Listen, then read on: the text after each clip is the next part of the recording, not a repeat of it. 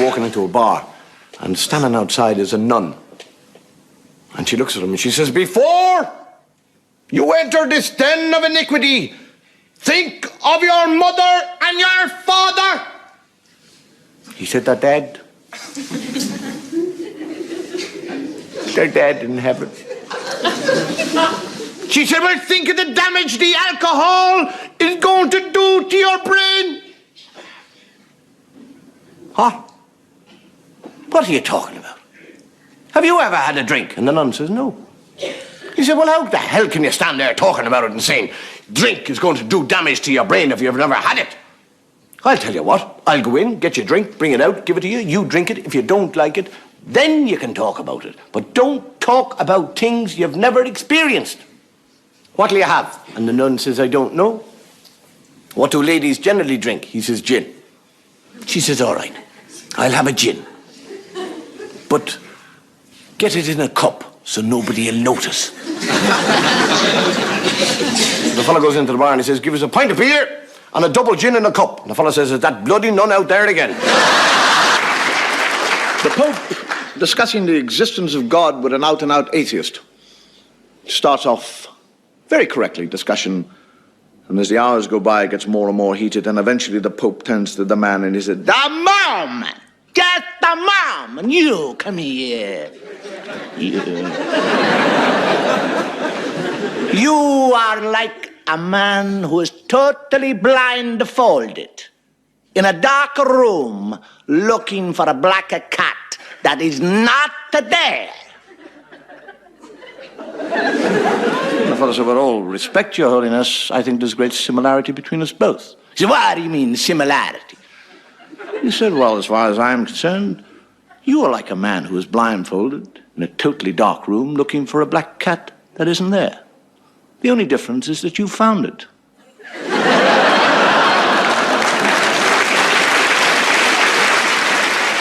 Get a nun gets up in the morning and leaves and walks down the corridor.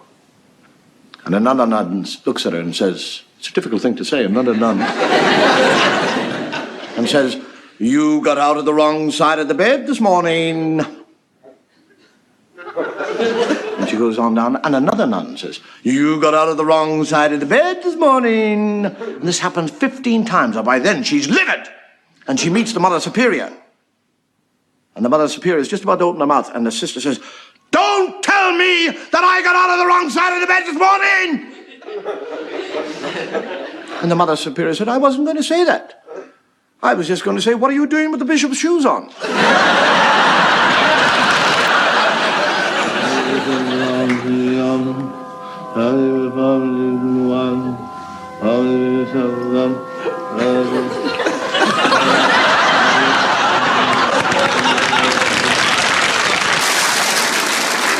I am what you might call a practicing atheist.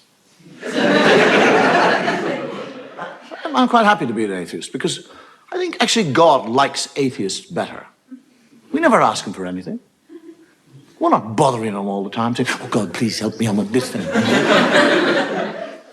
And as a practicing atheist, there's certain things that I travel around the world, and no matter where I go, somebody called Gideon leaves me this book to read. It's an Irish book because it says it all began at the beginning.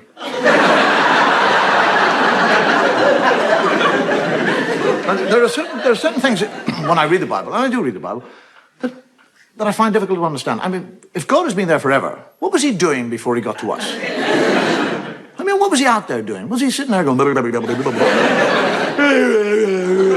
today, what'll I do?" I mean, suddenly from nowhere, he suddenly decided to create a world. I'll make a world, that's what. Make a world, yes, that's what I'll do. Rivers, seas, boom, mountains, boom, everything is there. I want a garden. I'd like a nice garden. Whack! Garden me. Hate gardening. Need a garden. Garden, spit and dust. Adam. Hey! And Adam, never once says, "Where in the name of God did I come from?" I mean, he's 40 years of age. He has no child, and he has no recall. He doesn't say, "How did I get here?" But he's quite happy. He just kind of trundles around the garden, working away. And God is looking at him.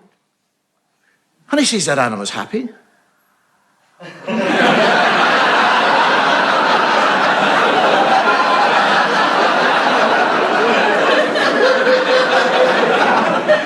I didn't put him there to be happy. I'll put a stop to that. And God, during the night, sneaks down like a thief and steals, doesn't ask, doesn't request, steals it. His rib. And from his rib, he makes woman. And Adam wakes up in the morning, he's a real thickie.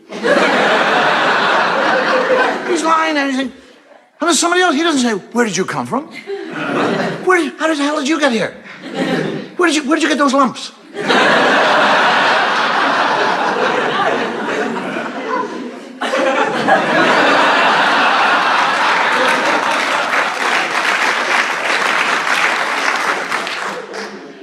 Just goes out and goes gardening. And God comes down and has a conversation with Eve and tells her that she can eat of any fruit in the tree in the whole garden with the exception of one fruit tree. He's talking to a woman. He actually tells her not to eat of the fruit. And then when she said, which tree can't I eat? He said, that one over there. He points it out to her.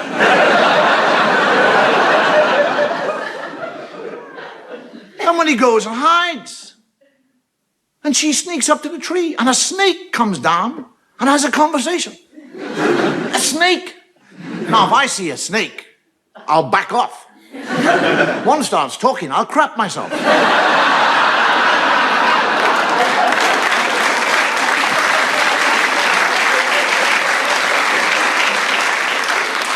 And the snake actually convinces her to eat the apple. And she eats the apple. And when she eats the apple, she learns shame.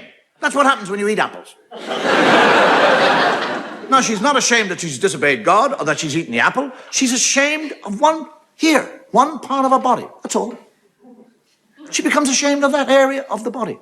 Now, why that area? Why not her elbow?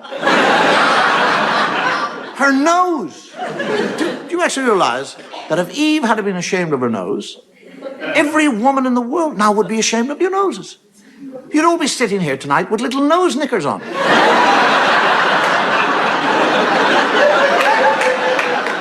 Men would be in nightclubs watching totally naked ladies with G-strings on their nose. Take them off. Oh, I saw a nose. Oh. And this is the book. This is the book that you'll go into court and place your hand upon.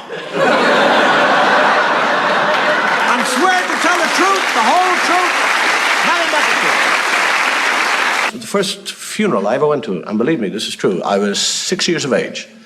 And as they lowered the box into the ground, the priest said, in the name of the Father and the Son and the Holy Ghost. And I, for years, used to bless myself and say, in the name of the Father and the Son and into the Holy Ghost.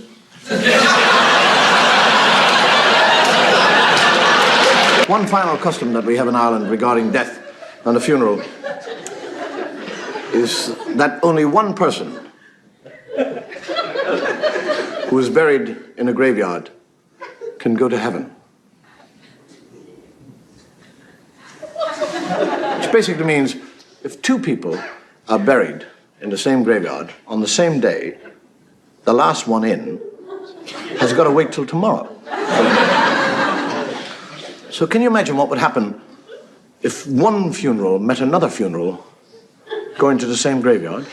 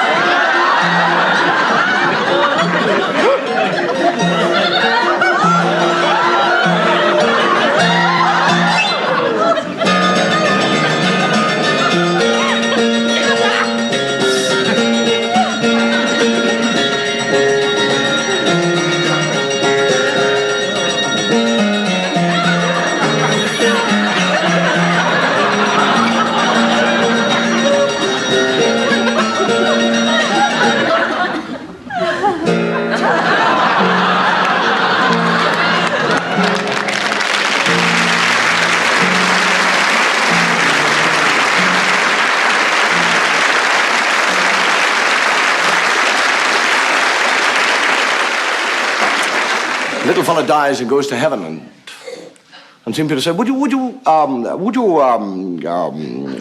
like to have a look around heaven?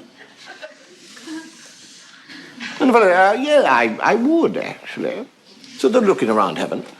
And he said, who are those people over there? He said, oh, they are the Muslims. They are Muslims there. And over there we have the Jewish people. And these are Anglicans and Hindus, Baptists. He said, why do you have this big wall here? He said, behind the wall, you see, we have the Catholics.